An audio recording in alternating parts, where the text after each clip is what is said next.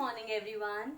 My dear students, we have already started with the chapter of separation of substances and we have discussed about what is a mixture and we have also learnt about the type of mixtures. If you remember कौन से type के mixtures होते हैं? Homogeneous and heterogeneous. And I gave you the example. Homogeneous में I gave you the example of sugar and water. क्योंकि sugar dissolve हो जाती है और sugar and water molecules they are evenly spread. सारा का सारा जो हमारा mixture बनता है वो बिल्कुल sweet होता है. That means the molecules of sugar and water are evenly spread. लेकिन अगर हम heterogeneous mixture की बात करें उसके अंदर I gave you the example for chalk and water. chalk dissolve नहीं होता है water में, तो जो molecules होते हैं chalk के और हमारे पास water के they are not evenly spread. ठीक है. Next, today we are going to learn about why is separation necessary. हमें separation क्यों करनी है? किसकी separation? To separate the constituents from the mixture. हमारे पास mixture है लेकिन हमें उसके constituents को अलग अलग करना है. क्यों करना है? We are going to learn today. कैसे करना है? We are going to learn in the next class, right? अब हमें क्यों करना है इसे अलग अलग? हमें constituents को अलग क्यों करना है? सबसे पहले first point है to remove undesirable constituents. For example, अगर हम सिंपल सी बात करें, हम मार्केट से जब राइस लेके आते हैं, राइस के अंदर स्टोन्स भी होते हैं, ठीक है.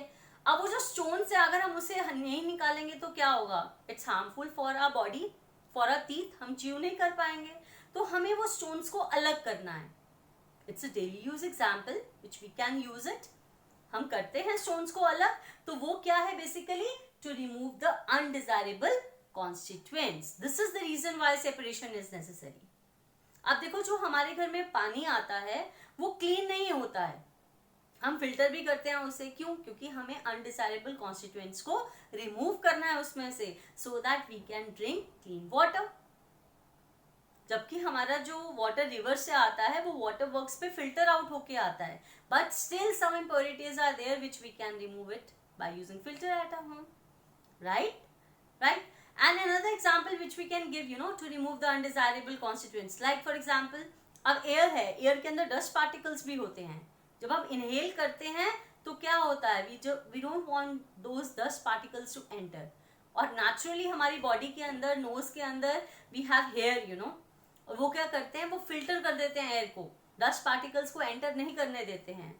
You might have seen, जो लोग those people who are ill, उनको हम रेस्पिरेटर भी प्रोवाइड करते हैं which provides the oxygen because their body is not able to clean the air and an oxygen is not provided. तो उसके लिए रेस्पिरेटर यूज करते हैं in order to provide them the oxygen, right? तो these three examples indicate कि हमें कहाँ कहाँ पर हमें जरूरत पड़ती है constituents को separate करने की from the mixture. I hope it's clear to you, right? Now next thing, why is separation necessary? To obtain useful constituents. आपने घर पे देखा होगा कई बार हम मक्खन निकालते हैं, बटर कैसे निकालते हैं? by churning the milk, right? यही करते हैं. Butter is taken out from where?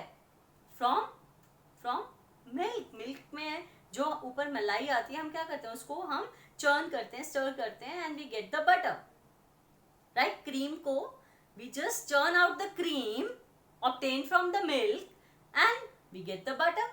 तो अब यहाँ से हम क्या कर रहे हैं? हम मिल्क में से ही बटर निकाल रहे हैं, क्योंकि क्रीम भी तो मिल्क का ही पार्ट है. पहले क्रीम बनती है, फिर क्रीम से हम बटर निकाल देते हैं. फिर एक और एग्जांपल है, अब जो हमें क्रूड ऑयल है, पेट्रोलियम है, ठीक है, जो हमें नेचुरली ऑब्टेन होता है. अब उस क्रूड ऑयल के अंदर खाली पेट्रोल नहीं है, वहां से हमें पेट्रोल भी मिल सकता है, हमें डीजल भी मिल सकता है, राइट? तो इसका मतलब क्या है? हमें उसमें से उसे सेपरेट आउट करना है in order to obtain the desired constituents. Desired constituents को obtain करने के लिए हमें एक प्रोसेस यूज करना पड़ेगा जिससे हम क्रूड ऑयल में से और यहाँ पेट्रोलियम में से हम पेट्रोल, डीजल और अदर प्रोडक्ट्स को हम obtain कर सकें, right? And the third thing is to obtain pure substances, right? कई बार ऐसे होता है हमारे पास एक वाटर है, ठीक है, वाटर को हम बॉईल करते हैं ताकि उसमें से जो इम्प्योरिटीज है वो बाहर निकल जाए and we get the pure water by boiling, ठीक है, क्योंकि वो हमारे नेसेसिटी है. Sometimes even doctors recommend to drink boiled water in order to remove the impurities, right? I hope this thing is clear to you. Okay, no next point comes कि हमारे पास pure compound क्या होता है. Pure compound क्या है, compound क्या है. एक वाटर है, वाटर को हम कंपाउंड कहते हैं. क्यों? क्योंकि वो दो चीजों का बना हुआ है, डिफरेंट काइंड्स ऑफ एटम्स का बना हुआ है. कौन कौन से? 2 atoms of hydrogen, 1 atom of oxygen. अब हमें पता कैसे लगता है कि वो प्योर वाटर है कि नहीं है? हम चेक कर सकते हैं. कैसे कर सकते हैं? ऐसी दो प्रॉपर्टीज हैं, एक बॉइलिंग पॉइंट और एक मेल्टिंग पॉइंट. आप सबको पता होगा कि जो वाटर का बॉइलिंग पॉइंट होता है that is basically 100 degree Celsius. ठीक है. अब अगर वाटर प्योर है तो वो बॉयल होना स्टार्ट हो जाएगा किस पॉइंट पे? 100 डिग्री पे. ठीक है.